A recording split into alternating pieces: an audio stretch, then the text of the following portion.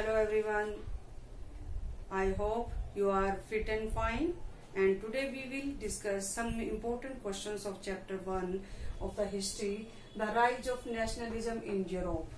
बेटा यहाँ पर मैं आपको कुछ इम्पोर्टेंट क्वेश्चंस को एक्सप्लेन करने जा रही हूँ और ये सीरीज चलती रहेगी क्योंकि अभी ये एक लेंथी जो है चैप्टर है।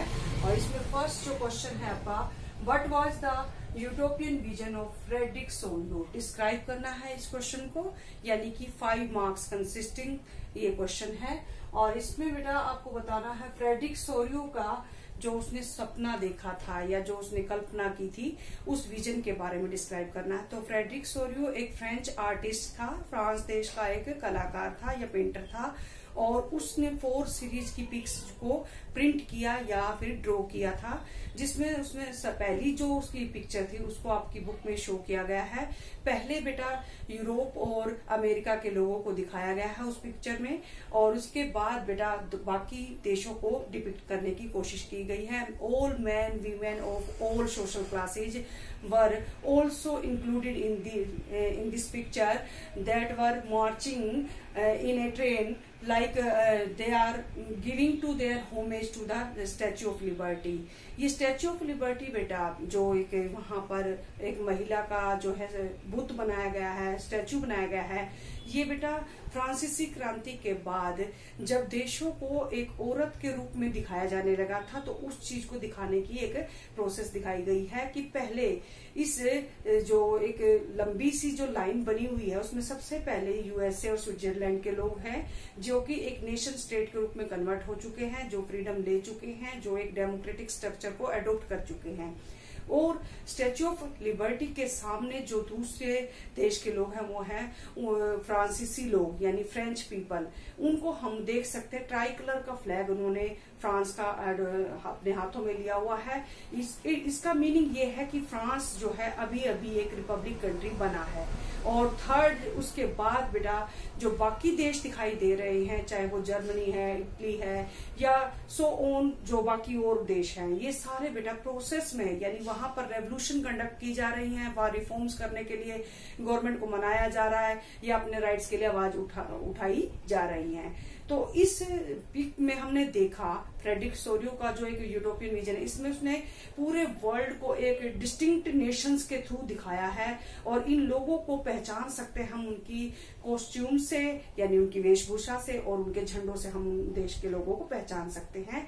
और जो स्टैच्यू ऑफ लिबर्टी है उसके फोरग्राउंड के उस प्लेस पर यानी कि सामने क्या है कि जो मोनार्कियल सिस्टम के जो सिंबल्स हैं यानी कि राजतंत्र की निशानियां वो सब बिखरी पड़ी हैं। इसका मतलब क्या है कि वहां पर मोनार्कियल सिस्टम को जो है खत्म कर दिया गया है और वहां पर अब डेमोक्रेटिक स्ट्रक्चर वाली सिस्टम इस्टेब्लिश कर दिया गया है। तो इसके साथ ही साथ इस पिक्चर में कुछ ऐसी फिगर्स को भी शो किया गया है जो कि हेवन में यानी स्वर्ग में ब्लेसिंग्स देती हुई वर्ल्ड को दिखाई देती है। वर्ल्ड को ब्लेसिंग देने का मतलब क्या है कि जितने भी सेंट्स हैं, जीसस क्राइस्ट का एक वहां पे फिगर दिखाई गया है, या एंजल्स हैं, परियों को दिखाया गया है, ये सब अलग अलग देशों के जो रिलीजियस फिगर्स हैं उनको शो करने की कोशिश की गई है। और इसके थ्रू जो है पूरे एक इमेजिनरी व्यू को शो करने की कोशिश की गई है। और इसके साथ ही साथ वहां पर एक सोशल डेमोक्रेटिक रिपब्लिक वर्ल्ड के रूप में इमेजिनेशन की गई कि पूरे संसार में एक दिन ऐसा आएगा जब सारे संसार के देश लोकतांत्रिक व्यवस्था वाले होंगे, गणतांत्रिक व्यवस्था वाले होंगे, या फिर वहां पर सबको सोशल जस्टिस मिलेगा। ये तो था फर्स्ट क्वेश्चन बेटा। सेकंड क्वेश्चन है explain some major provisions of Napoleon code. Napoleon code क्या था बेटा? नेपोलियन ने जो इम्प्रूवमेंट किए, जो उसने रिफॉर्म्स अपने कंट्री में कराए और सराउंडिंग कंट्रीज में जहां पर उसने अपना जिन देशों को उसने अपने जो है कॉन्कर करके अपना एम्पायर बना लिया था तो वहां पर इंट्रोड्यूस किए थे। तो फर्स्ट उसने जो पहला किया था वो ये था कि इक्वालिटी इस्टेब्लिश करने की कोशिश की थी, जिसके तहत उसने इक्वालिटी का स्टेटस सबको दिया, यानी ऑल प्रिविलेजेस बाय बर्थ को उसने बैन कर दिया और जो इक्वल सभी पर्सन को सेम लेवल पर ला दिया। सेकंड उसने राइट टू प्रॉपर्टी सभी सिटीजन्स को दे दिया। थर्ड उसने जो कम्युनिकेशन है और ट्रांसपोर्टेशन सिस्टम है उसको इम्प्रूव करवाने की कोशिश की। और फोर्थ, उसने सर्फडम की प्रैक्टिस को भी अबोलिश करवा दिया, क्योंकि ये मेमोरियल ड्यूज और जो ऑब्लिगेशंस फार्मर्स पर, पीजेंट्स पर लगाए जाते थे, ये बहुत ही सफरिंग देने वाले थे। और इसके साथ ही साथ उसने बेटा, आपको पता ही है कि स्लेवरी को री इंट्रोड्यूस किया ताकि एग्रीकल्चर और जो इंडस्ट्रियल सेक्टर है उसकी ग्रोथ की जा सके।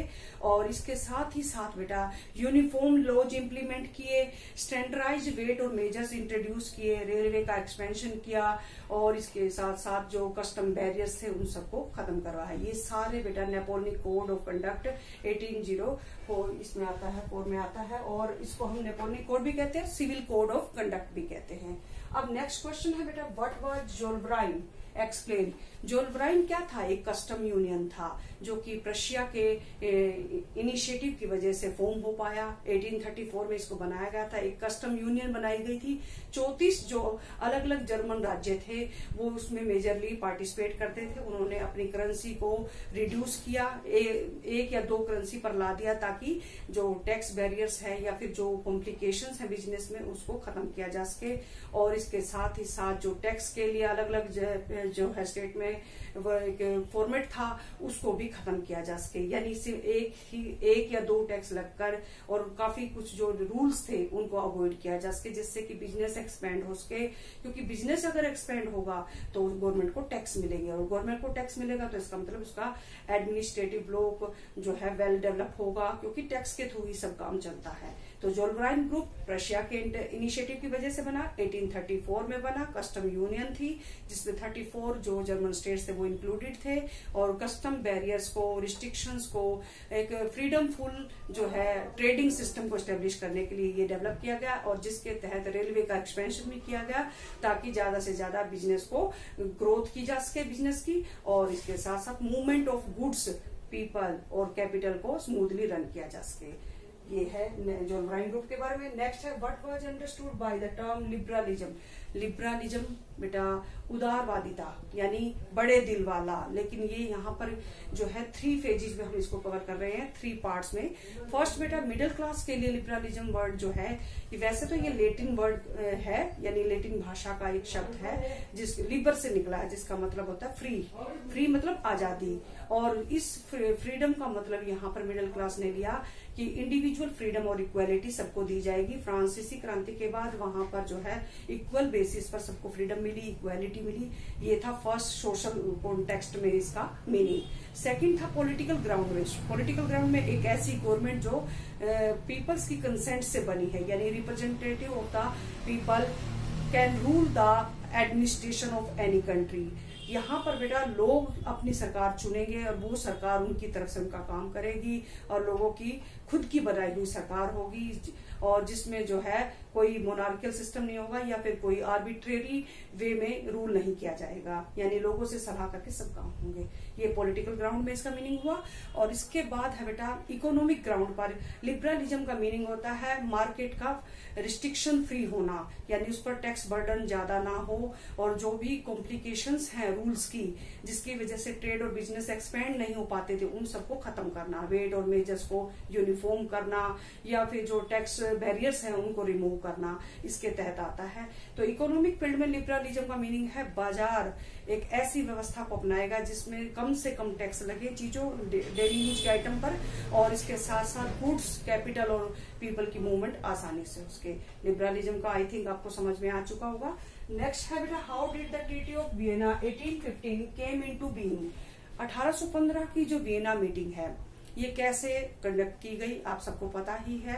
1815 में ब्रिटेन, प्रशिया, रशिया, ऑस्ट्रिया और जो है कुछ और देशों ने भी मिलकर वाटरलू नामक जगह पर नेपोलियन को हरा दिया था कलेक्टिवली, और उसके बाद ये मीटिंग ऑर्गेनाइज की गई थी यहाँ पर वियना में, ऑस्ट्रिया की राजधानी वियना के अंदर। और इसके बाद जो है यहाँ पर इन लोगों ने जो यहाँ इस मीटिंग की जो मेजबानी है यानी होस्टिंग किसने की थी, ऑस्ट्रियन चांसलर ड्यूक मैटरनिक ने की थी। और उस जगह पर ये एक कलेक्टिवली डिसीजन लिया गया था कि 1815 में कि सब जगह पर कंजर्वेटिव रूल इस्टेब्लिश किया जाएगा, मीन्स राजाओं का शासन दोबारा स्थापित किया जाएगा।